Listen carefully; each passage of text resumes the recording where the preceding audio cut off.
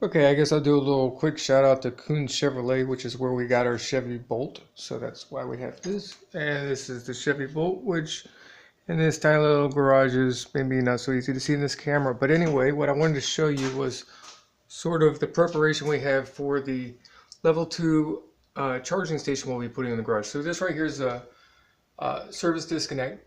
And if I open it up, you see that there's nothing coming out of it yet because I haven't attached anything. But if I open this up,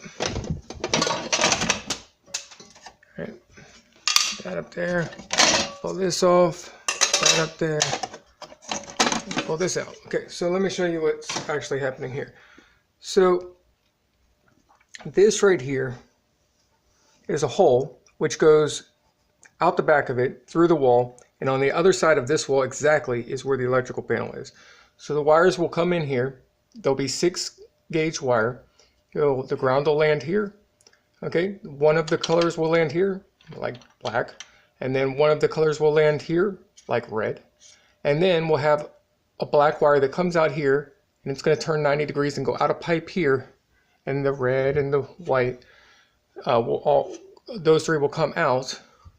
So okay, so it'll go into this screw, out of this screw, into this screw, out of this screw, into this screw, out of this screw. It will come out, they'll go down the wall here. See where this outlet is here? I'm probably going to bring it all the way down to about where this door area is here. And then I'll set a box there and I'll set the charger on the wall there. And that's directly across from the car near the front door. On the Chevy Bolt, this is where the charge port is. So you can see, very convenient. Okay, so you just push on it like that and it opens up. And it looks like this. So you just plug in right here. At certain charge stations, you have what's called a DC fast charger, which uses this part. So one part will plug in here for AC charging, and one part will plug in directly to here for DC charging. And that charges it much, much faster. This right here, charging with a level 2 charger, I could charge the car up about 80% in maybe 6 hours or so. I don't know because I haven't done it yet, but I believe it's you get about 25 miles of driving time added for every hour of charge time with the level 2 fast charger, which I don't currently have yet. And when you have the DC quick charge plugged in, you get about 90 miles of drive time for every 30 minutes or so of charge time. So that's the difference.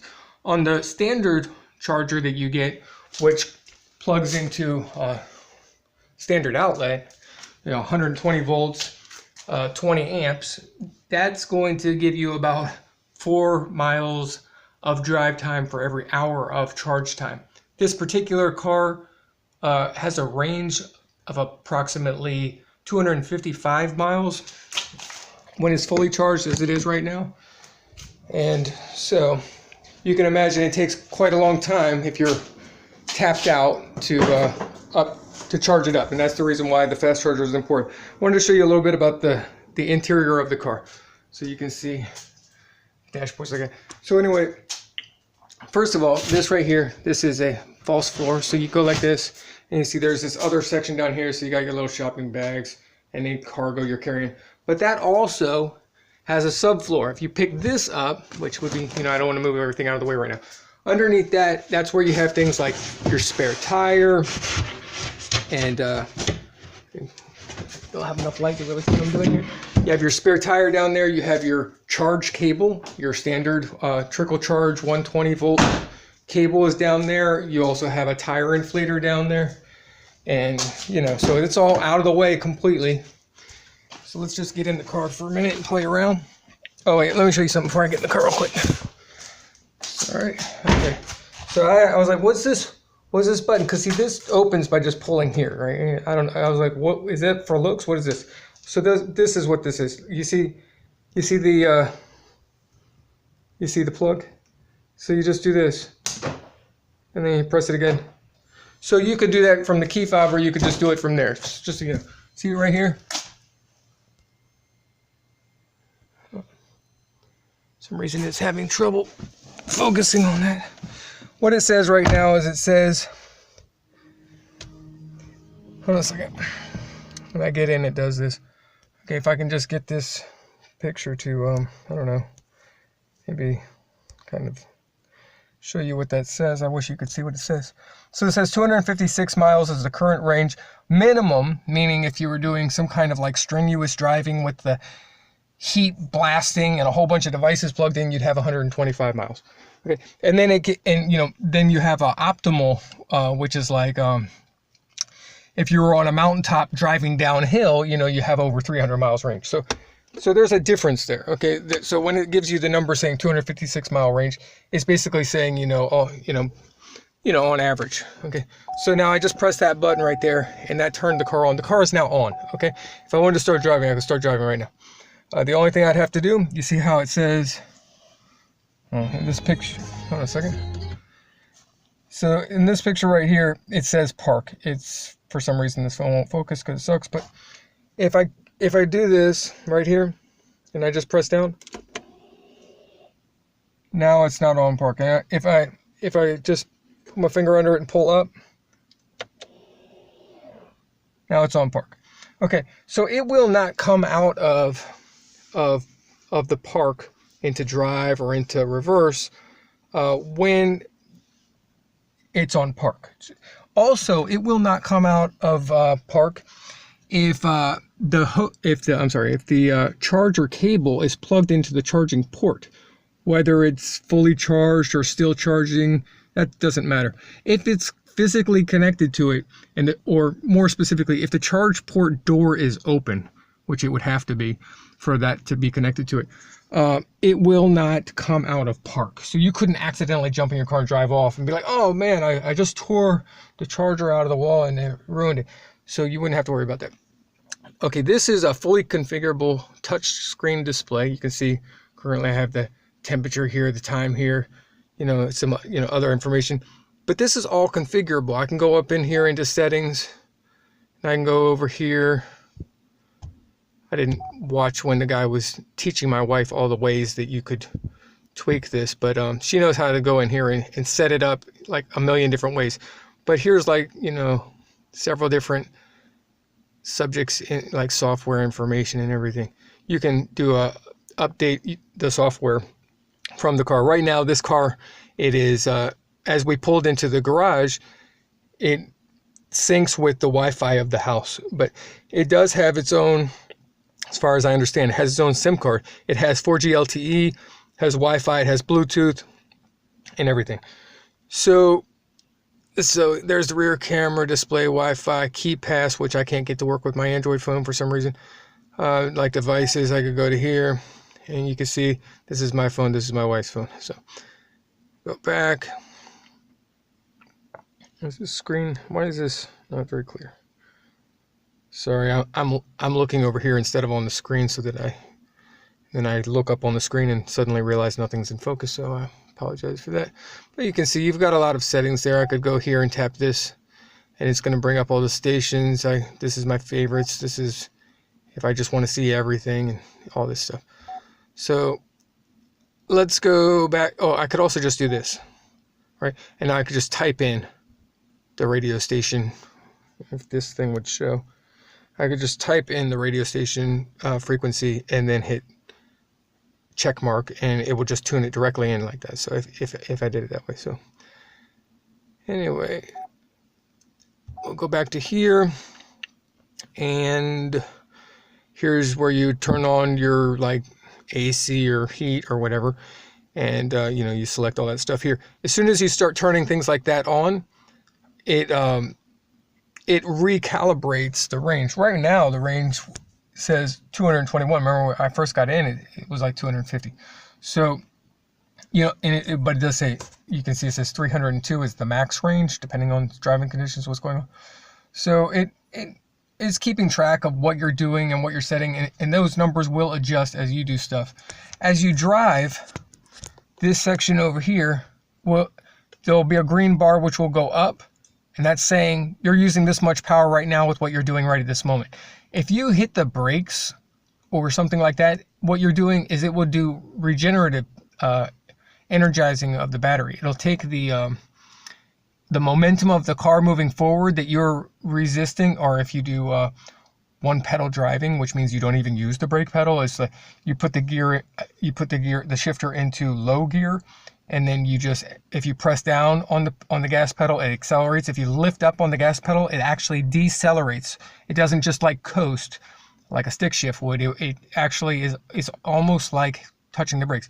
And then you'll see the green line will drop down into here, and what that's signifying is how much it's re-energizing the battery. It's actually charging the battery as you decelerate. So that's how that works.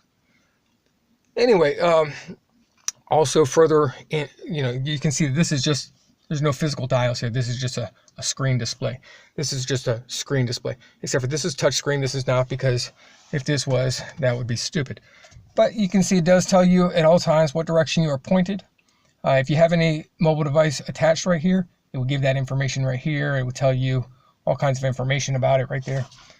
But you can go into this menu somewhere. Again, like I said, I watched the guy explain all this stuff to my wife while I was busy doing other things. But I did see he was doing stuff where he was going through the settings, and he was showing her how not only can you configure this to be any way you want and decide what information is available to you here, but you can also say, what information do you want to see over here? You could even switch the displays. You could have the information that's up here be over here, and have the information that's over here be over here. So you have a lot of flexibility here that you just wouldn't otherwise have. Then you have things that are more like a traditional vehicle that you might be used to, which is all your mechanical controls, push on off for your radio station or whatever. I could hit the home screen by just doing that. Forward, back, everything like this. And then all your climate control here. Here's sports. You could do normal driving or sports driving. Everybody would normally do normal driving. I guess this would just be more aggressive acceleration and such. If you wanted to just use your steering wheel, you have a tremendous amount of control on your steering wheel. So you can go through menu items here, which will be displayed there. You can just navigate through here, and when you get to something that you want, you hit the check mark in the middle. You can see if your phone rings, you just press right here and answer it. When you're done, you press right there. It's just coming over your speaker system. Over here, you've got a whole bunch of controls, which I haven't completely memorized yet, but there's a lot of things. This is some cruise control stuff.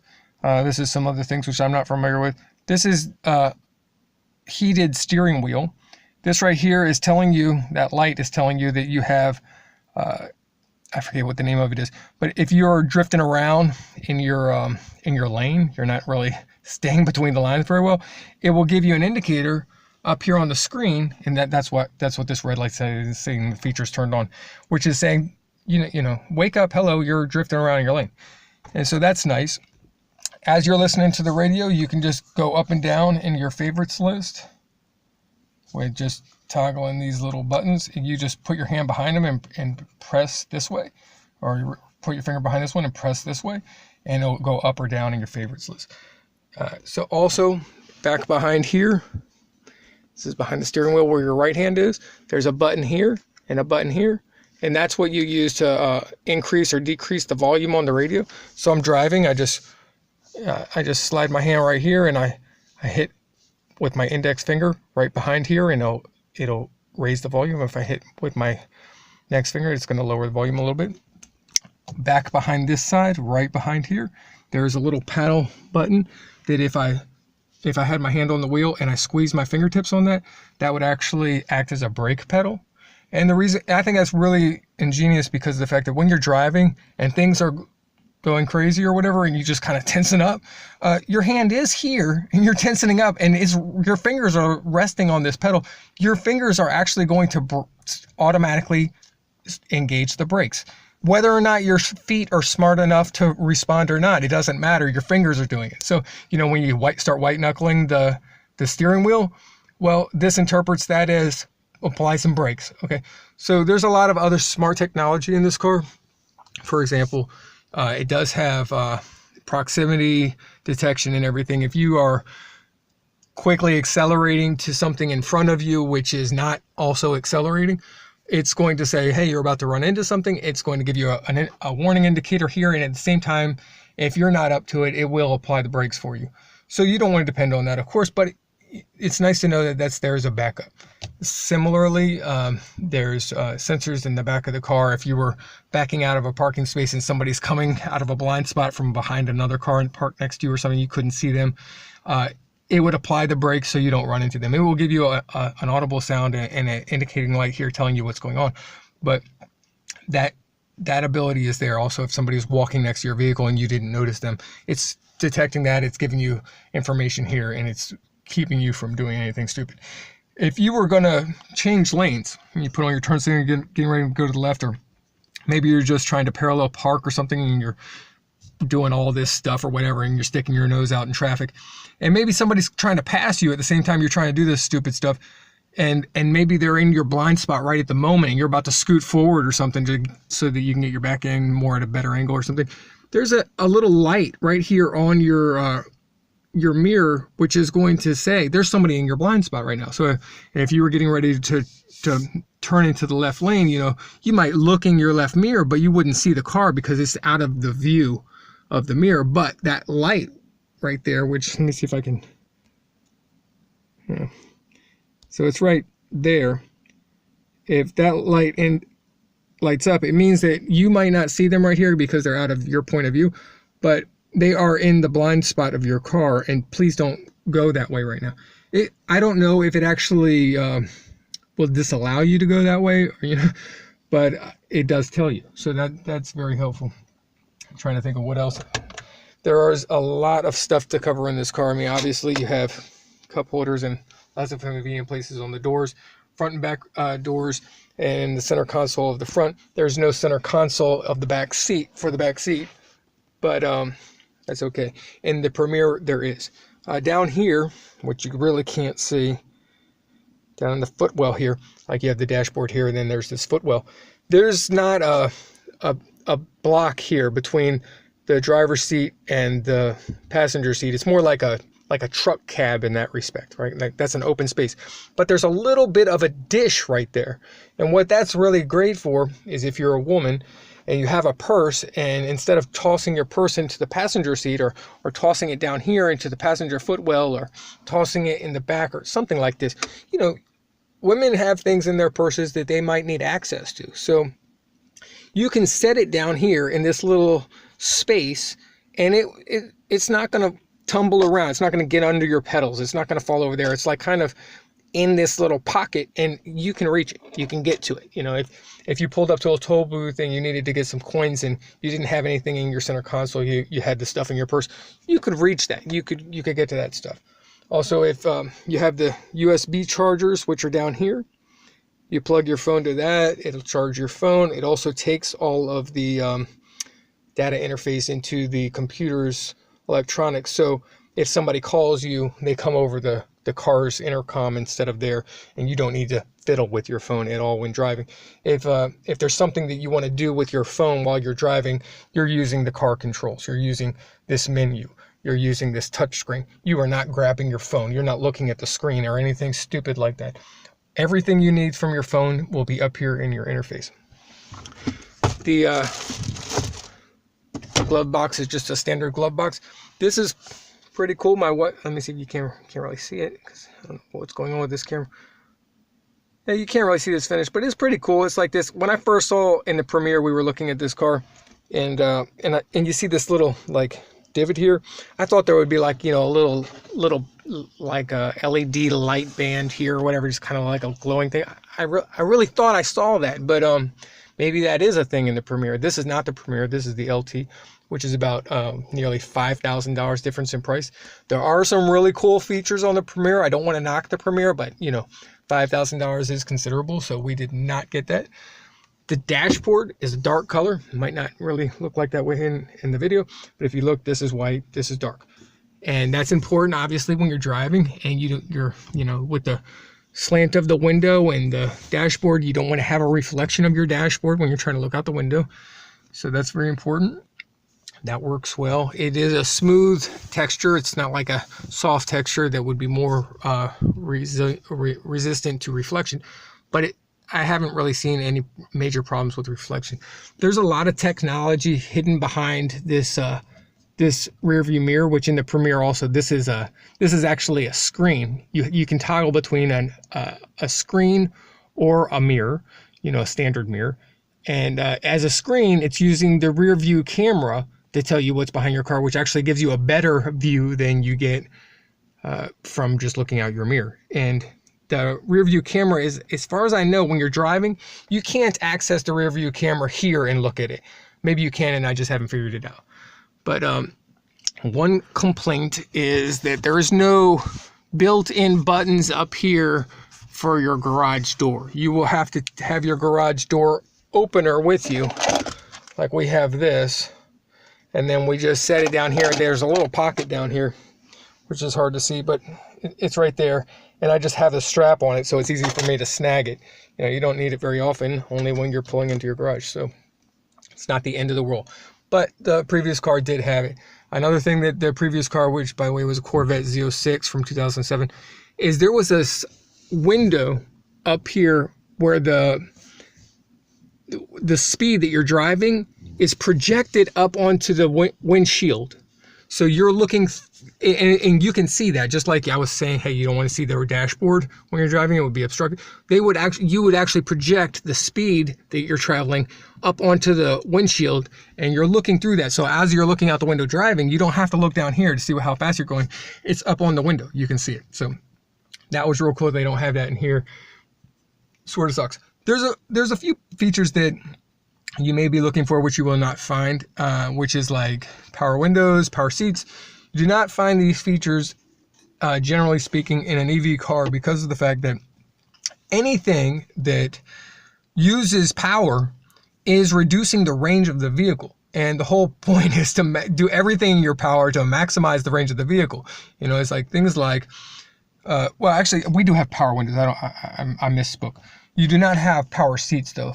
So for example, in the previous car, we could get in, not only did you have power seats and everything, but you could set up modes for driver 1 or driver 2 and save presets. So you just get in, press a button, I'm this driver, bam, and you press a button and it's going to adjust your seat to the correct seating position. It's going to adjust the positioning of the steering wheel to the preferred position for that driver. It's going to adjust the mirrors to the preferred vision, the preferred setting for that driver. And I don't think it does the rear view mirror, but you know, the mirrors and the seats and the steering wheel all get adjusted for that particular driver. Because the fact that the steering wheel and the seat is a purely mechanical adjustment, because you know you do this once before you start driving and not repeatedly during the course of driving, it is not obviously something that you can put as a preset. So that's just one thing you need to be aware of. It's not really a big deal. There is some more stuff though that I do want to show you, which is going to be very interesting and informative. So I'm going to first start by turning off the car. I know it doesn't seem like it's on, but it is. So you always put your foot on the brake pedal when you're hitting the button. So now I'm going to just reach down here and I'm going to pop the hood. We're going to take a look at an EV motor. So the trick is here, you pop the hood, you stick your hand in this way, not this way, you stick your hand in this way, and then you'll slide to the left, and then you just, for some reason, I always struggle with this. Let me just, sorry, I gotta put the camera where I can't see it so I can use my other hand. So for some reason, which I can't understand, I always struggle with this. But it's down here, and then you cup your hands, and you reach in, you cup your hands, it'll be right here, you'll go like this. And for some reason, I always struggle. Fortunately, this is not something you would often need to get into. But let me just, I don't know why this is a struggle for me. So, if I had a complaint about anything, this is what it would be like. Why does this have to be so difficult? So, let's see.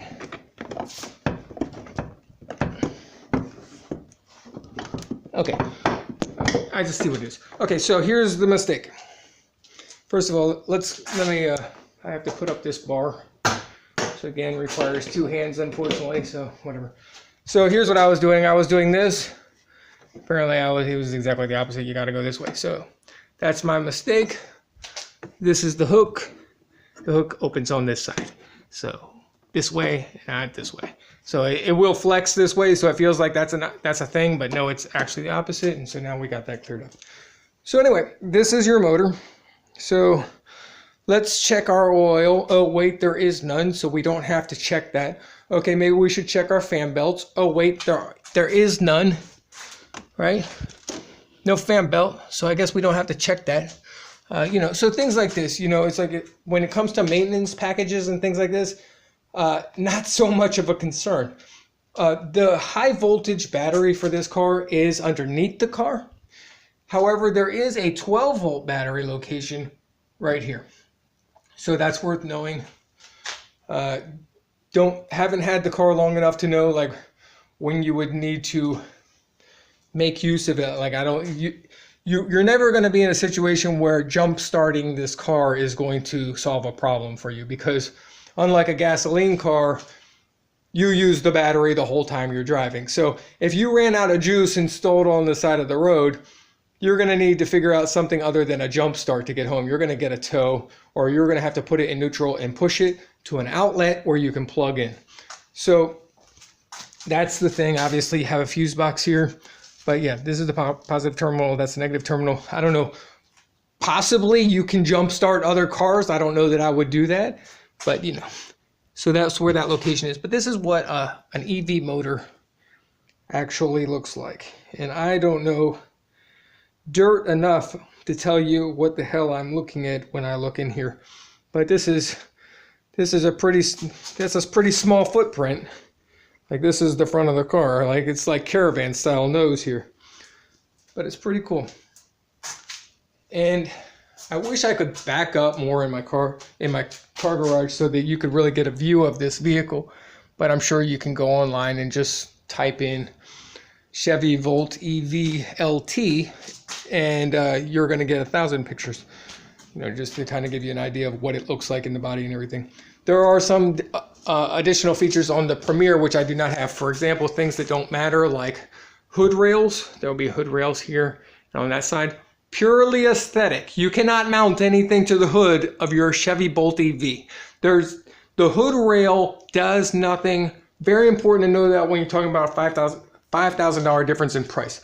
One of the cool features that the Premier does have, which the LT does not, and I was really in tears that we couldn't have that feature, was I was so impressed when we went and did the test drive, which we happened to do in the Premier. And as I went to practice my parallel parking, I looked into the rear view, you know, rear camera view display here, which was, you know, shows you the guidelines of, as you put it into the reverse, it's going to show you as you change the direction of your wheels and everything, what your path is. There's also directly to the left of that, there's another view, which is a bird's eye view of your vehicle, which is mind-blowing. If you've never seen that in a vehicle, it is mind-blowing. You're like, what? I understand the concept of a rear view camera, bird's eye view, mind-boggling. I couldn't understand that. I did ask, how in the hell do they have a bird's eye view of my car right now? You know, as you can imagine, that's extraordinarily helpful if you're trying to parallel park in a tight situation, because you don't have to ask anybody to jump out. You're like, it's cool, I got a bird out there that I can use.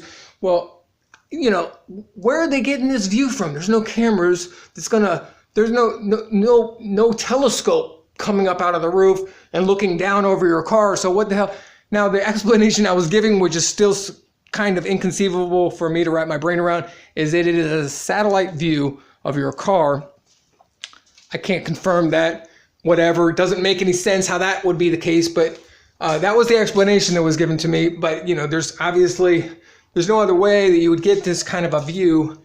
It was top down. It's like, if this is your car, right, you're getting a view over your car like this. So as you're doing all of your stuff, trying to figure out how to get into your parking lot, and there's stuff next to you, and you're trying not to hit it, you're like, oh, I'm getting kind of close over there. Okay, all right, I'm getting kind of close there.